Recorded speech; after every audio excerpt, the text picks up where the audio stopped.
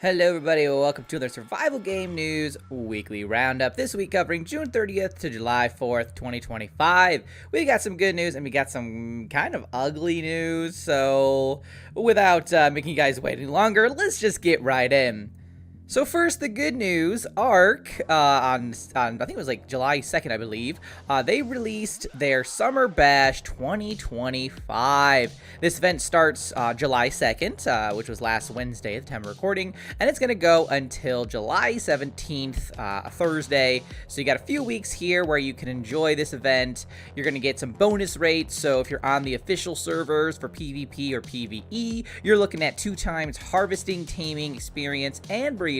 If you are on the official small tribe servers, you're looking at 4.5 harvesting, taming, experience, and then 4 times breeding. And then for our Ark-Apocalypse official servers, you got a pretty decent experience, or I guess I should just say rate boost, really, at 5 times harvesting, taming, experience, and breeding. So with this, besides all the the boosted rates, we're also getting some new things. First of all, there is a new kind of dino out there called the Slidey and Slippery Kairuku. So a little special little penguin, basically, dino version of it, really.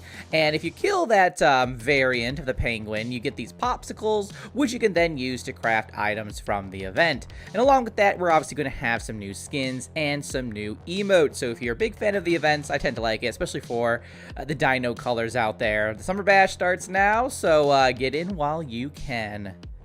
And then for the ugly news, on July 2nd as well, Subnautica 2 had some, let's just say, alarming information in news. So apparently, CEO Ted Gill, who was the Subnautica kind of creator director, as well as Charlie Cleveland, who was the technical director, and Max McGuire as well, they were fired from the studio, just kind of out of nowhere. This was apparently a decision from Krafton, who is their publisher, basically.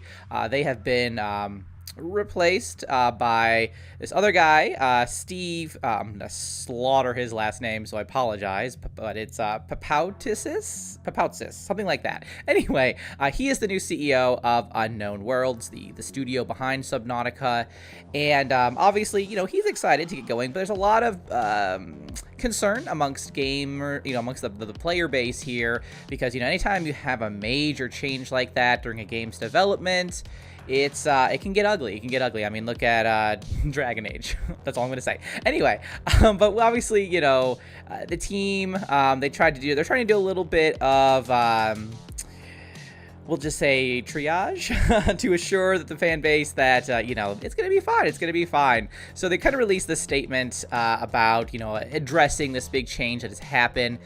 They wanted to reassure players that the game itself is going to be unchanged, like the ideas they have.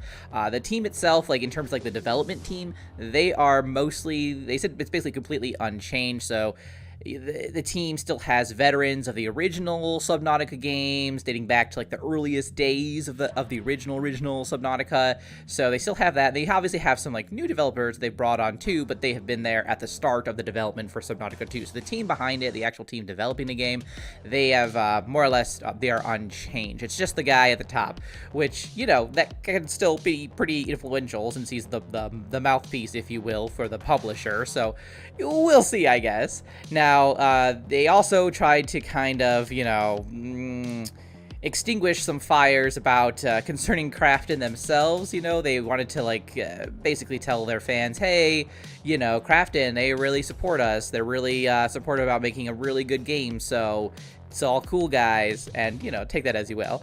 But they're working with Steve. They're gonna try and get him up to speed with the state of Subnautica 2, the plans, and all that. They also reassured fans that the structure of the game is going to remain unchanged, so it's still going to be like this single-player experience with optional co-op multiplayer as well. There isn't going to be any like subscriptions or loot boxes or battle passes or microtransactions or anything like that involved. It's going to stay the same. Like the core identity, if you will, is going to stay the same. At least that's what they're saying right now. We'll see, in a few weeks here, because I believe Subnautica 2 is actually it's not too far from releasing into early access. That said, they did kind of make a little asterisk saying that, you know, because of this big change, their early access schedule might change a little bit. So they're going to update us soon on that once I guess they finalize that. So we'll have to see what kind of happens. I'm not too worried in the sense that this is very, very early in the game's development. If it happened later, that could be really chaotic. I do feel bad, obviously, for like the original leads here leaving. That's probably very unfair. I mean, I'm sure it's unfair, let's be honest. And ugly, and we don't like that. Ugh. But in terms of like, you know, let's calm down with the alarms just yet, just because the game is very, very early in development. But who knows, right? It could be a terrible decision.